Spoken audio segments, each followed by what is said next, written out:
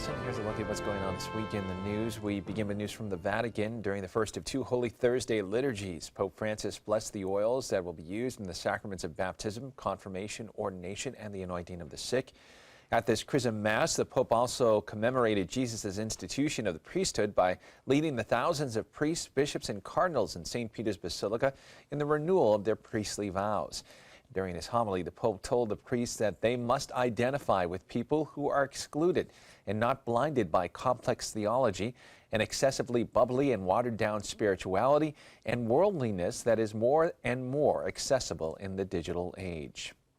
Later in the day, the Pope presided at the Holy Thursday Mass of the Lord's Supper at a refugee center 15 miles north of Rome.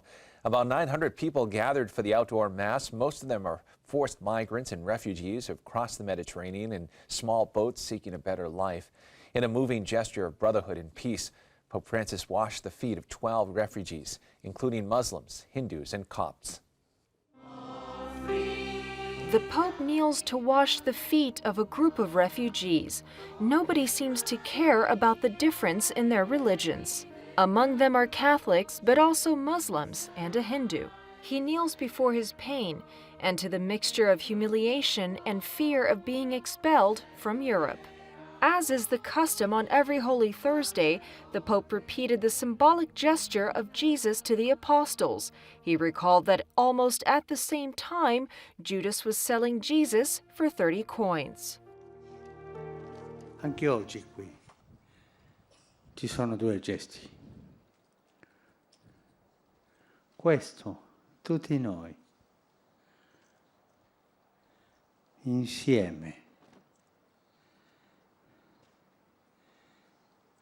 musulmani, indi, cattolici, cotti, evangelici, ma fratelli, figli dello stesso Dio, che vogliamo vivere in pace, integrati. Un gesto.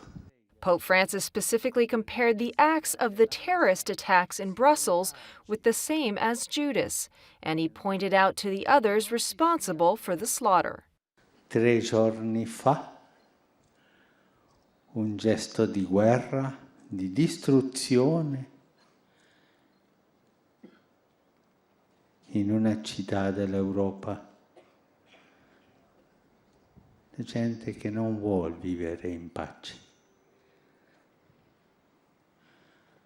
Ma dietro di quel gesto,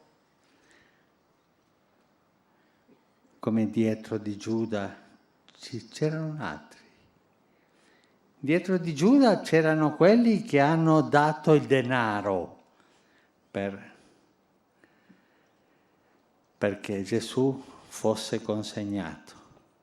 Dietro quel gesto ci sono i fabbricatori, i trafficanti delle armi, che vogliono il sangue, non la pace, che vogliono la guerra, non la fratellanza. Prior to his arrival, the Pope sent some Easter presents for the center's guests: 200 chocolate Easter eggs, a wooden chessboard, and several autographed soccer balls and baseballs. After the Mass, the Pope stopped to greet the nearly 1,000 participants one by one. Switching now to news from around the world, as Belgium attempts to recuperate from the terrorist attack that struck its capital, Brussels, on March 22nd, a Catholic priest who ministered to survivors at the airport said he was struck by the profound humanity shown by those caught up in the situation. Father Michel Guillard, chaplain of the Brussels Zaventem airport, had been traveling to the airport when the bombs exploded. He helped calm and counsel hundreds of passengers taken to a nearby sports hall. He told Catholic News Service that some of the people asked him to pray with them and for them. Others just needed to talk. The Catholic chaplain said that the tragic event has reminded us of our vulnerability as well as of the bonds of profound humanity we reveal in showing care and compassion for each other. 31 people died in the attacks at Zaventem Airport in the city's Malbeek metro station. And of the more than 270 who were injured, Belgium's health ministry said more than 60 of them remained in critical condition. In news from around the country, Pope Francis has named Archbishop Bernard Hebda to head the Archdiocese of St. Paul in Minneapolis. The Archbishop has been apostolic administrator of the Minnesota Archdiocese since last June. Prior to that, he was the coadjutor Archbishop of Newark, New Jersey. Archbishop John Nienstedt, who had headed the St. Paul and Minneapolis Archdiocese since 2008, and Auxiliary Bishop Lee Pache had both resigned, citing the need to allow healing to begin after criminal and civil charges were filed against the Archdiocese, alleging it failed to protect 3 boys who were sexually abused by a former priest. Archbishop Hebda, who is 56 years old, will be installed as Archbishop of St. Paul in Minneapolis at a Mass on May 13th, the feast of Our Lady of Fatima. And finally in the news, a group of women religious from the Little Sisters of the Poor and Dominican and Carmelite sisters held a rally in front of the Supreme Court March 23rd. And they were offering their support of the plaintiffs in Zubik versus Burwell, the Denver-based Little Sisters, who operate nursing homes for the elderly and the poor, along with 36 other groups, are contesting the Affordable Care Act's contraceptive mandate. With the death of Justice Antonin Scalia, the case has an uncertain future with the possibility of a 4-4 court deadlock, which means the rulings of the circuit courts, all but one of which have gone against the plaintiffs, would be upheld.